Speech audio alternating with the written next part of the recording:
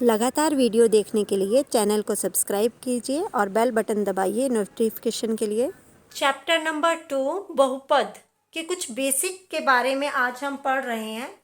अब chapter number 2 में क्या क्या चीज़ें आती है। सबसे पहले है चर क्या होता है, उसके बाद है अचर क्या होता है, चर अचर, और चर और अचर के बाद बनता है, इन दोनों से बनता है बीजीय व्यंजक।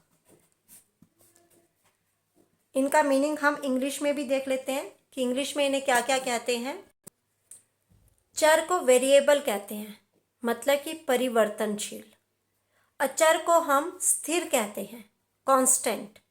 और बीजीय व्यंजक क्या होता है, चर और अचर को मिला करके, चर और अचर से बीजीय व्यंजक बनता है। इन दोनों को मिला करके बीजीय व्यंजक बनता है।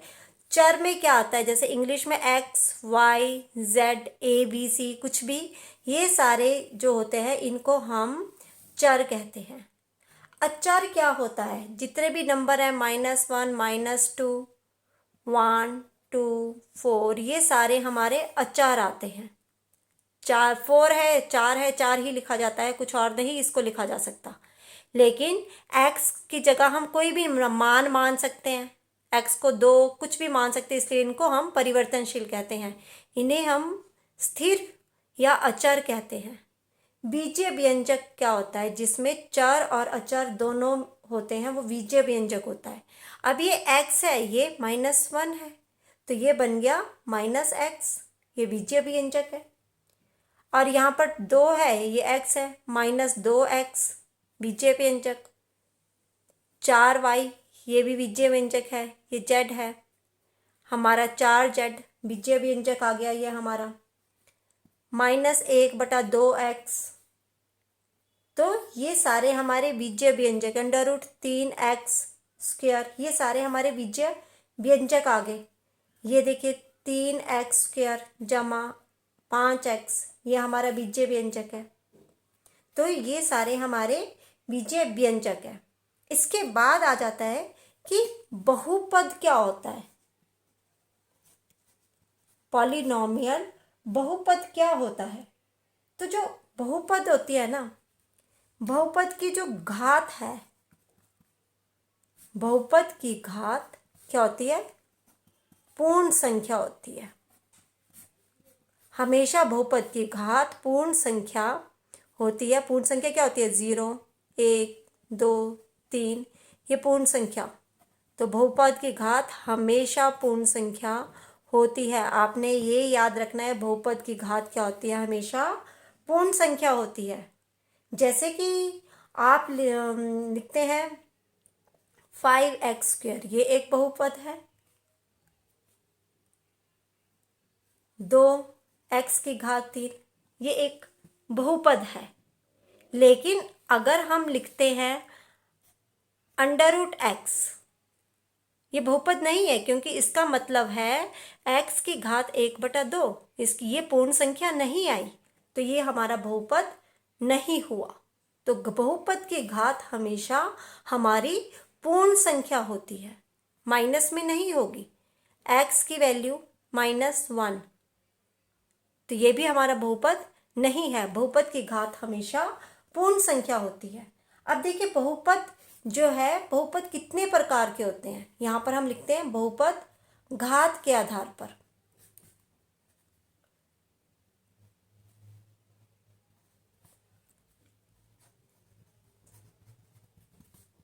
अब बहुपद हम घात के आधार पर लिख रहे हैं, जिसमें आ जाता है हमारा रैखिक बहुपद,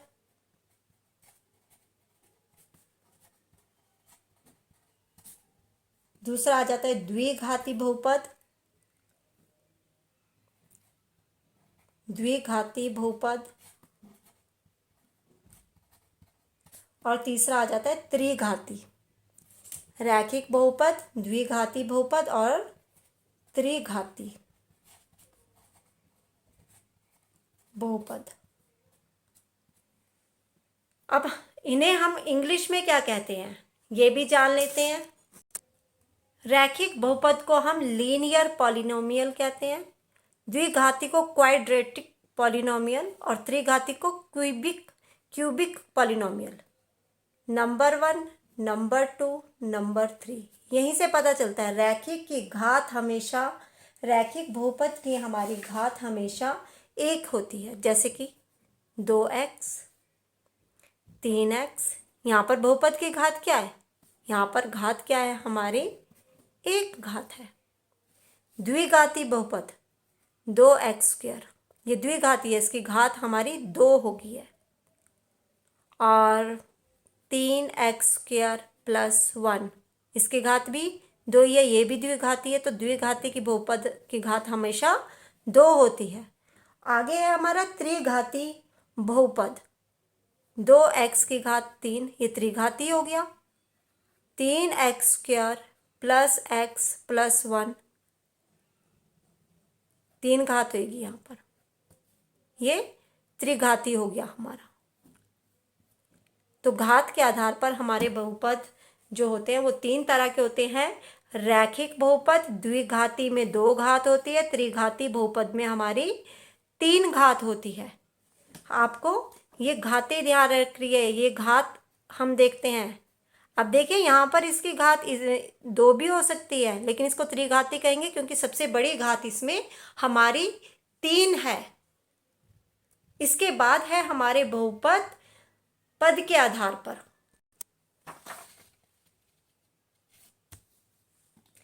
अब हम लिख लेंगे बहुपद किस आधार पर लिख रहे हैं हम? पद के आधार पर। पद को हम क्या कहते हैं? पद को हम कहते हैं टर्म। पद के आधार पर हमारा आ गया, एक तो आ गया हमारा शून्य बहुपद, एक पद ही आ गया हमारा, मतलब एक पद। द्विपद आ गया, और तीसरा आ गया हमारा त्रिपद। अब इनका हम इंग्लिश में भी जान लेते हैं कि इन्हें क्या कहते हैं। अब हमारे ये एक पदी है मोनोमियल, द्विपद को बाइनोमियल और त्रिपद को ट्राइनोमियल हम कहते हैं। एक पदी में हमारा पहले तो शून्य बहुपद में क्या होते हैं? ये अचर से बना होता है। ये अचर हमारा क्या होता है? जैसे 1, 2, -1, 3, इन्हीं से ये हमारा बना होता है। और मोनोमियल में हमारा जैसे आ गया 2x, 3x, ये हमारा एक टर्म है, एक पद है, इसलिए एक पद कहेंगे। द्विपद, द्विपद में 2x + 1, 1, 2 टर्म्स है। दूसरा x² + 3, यहाँ पर भी देखिए कितनी टर्म्स है हमारी, ये 1 टर्म, ये 2 टर्म, 2 टर्म्स है हमारी, ये 2 पद है, एक पद और ये 2 पद। 3x² + 2, इस तरह से कोई भी 2 पद हम इसमें लिख सकते हैं। 3x की घात 3 + 1, ये हमारे 2 टर्म है। त्रिपद, त्रिपद में हमारे ये 2 है, ये 3 टर्म्स हो जाएगी। 2x² + x + 3, ये त्रिपद है। जैसे 1, 2, 3, 3 पद है, इसे त्रिपद कहा जाता है। 3x² या 3x की घात 3 जमा x की घात 2 जमा x, त्रिपद हो गया ये भी हमारा। 4x² - x + 1, ये देख लीजिए ये त्रिपद क्यों है? 1, 2, 3, 3 पद है इसमें, 1, 2, 3, 3 पद है।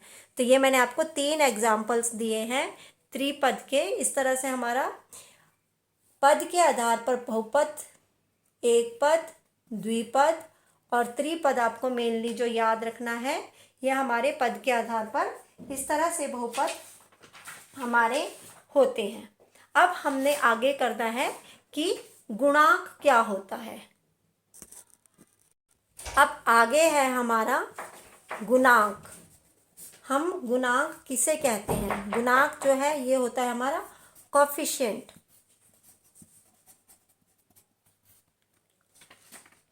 अब जो हमारा गुणांक है, ये देखिए जैसे हमारे पास नंबर है -x², की घात 3 प्लस 4x की घात 2 प्लस 7x माइनस 2। अब देखिए कितनी टर्म्स है ये 1 2 3 4, ये एक बहुपद है। इसका गुणांक x की घात 3 का गुणांक क्या है यहाँ पर -1। गुणांक नंबर होता है जो इसके साथ नंबर होता है। अब इसका गुणांक लिखते हैं 4x² है हमारे पास। यहाँ पर हम x² का गुणांक लिखेंगे। कितना है x² का गुणांक हमारा 4। गुणांक हमारा ये साथ में वैल्यू है, नंबर है हमारा साथ में, कांस्टेंट जो इसके साथ में है, इसको गुणांक हम कहते हैं। यहाँ पर x का गुणांक क्या लिखना है, x का गुणांक यहाँ कितना है 7 है। यहाँ पर तो कुछ है ही नहीं, तो यहाँ पर हमारा गुणांक जो है वो 0 आ जाएगा, क्योंकि इसका कोई नहीं है यहाँ पर। तो यहाँ पर हमारा अगर हमने x का देखना है, x कितना यहाँ पर तो है ही नहीं, तो x हमारा यहाँ पर 0 है। तो इस तरह गुणांक हमारा ये नंबर होता है। अगर ये जो हमें सम दिया हुआ है इसमें से हमें पूछा है इस पूरे सम में कि x² का, ये तो मैंने अलग अलग बता दिया, इसमें से बता दिया x की घात 3 का गुणांक ये है, इधर x² का गुणांक हमारा 4 है, x का गुणांक हमारा 7 है, ये मैंने बता दिया। अगर ये पूरा एक सवाल है और हमसे पूछा है कि इस सवाल में x की घात 3 का गुणांक कितना है, तो आपका आंसर सिर्फ ये होगा -1, क्योंकि एक ही टर्म है यहाँ पर x की घात 3। यहाँ पर पूछा है x का गुणांक कितना है, तो सिर्फ किसका बताएंगे हम। तो गुणांक हमारा नंबर होता है। तो ठीक है, हमारे बेसिक में अब ये इतना ही है। अगर कोई भी क्वेरीज होगी तो आप कमेंट में नीचे लिख सकते हैं। बहुपद को हम एक चार्ट की हेल्प से भी समझ लेते हैं कि बहुपद क्या होता है। देखिए, सबसे पहले बहुपद, इसको हम 2 भागों में बांटते हैं। कैसे? पद के आधार पर और दूसरा घात के आधार पर। पद को बोलते हैं हम टर्म और ये पावर। पद के आधार पर हमारा जो बहुपद होता है वो होता है एक पदी, द्विपद,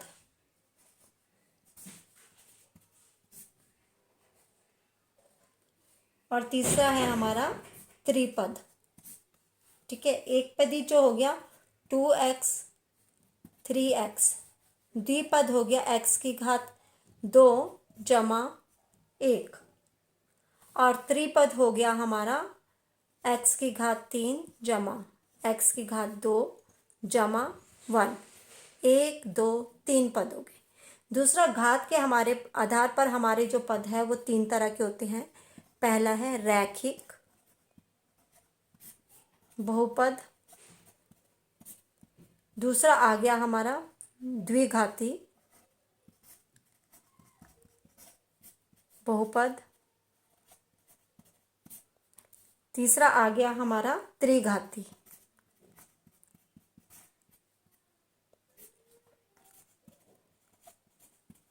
अब यहीं पर ही आप देख लीजिए, रैखिक बहुपद में हमारी घात कितनी है, इसमें देखिए, इसमें हमारी घात है 1।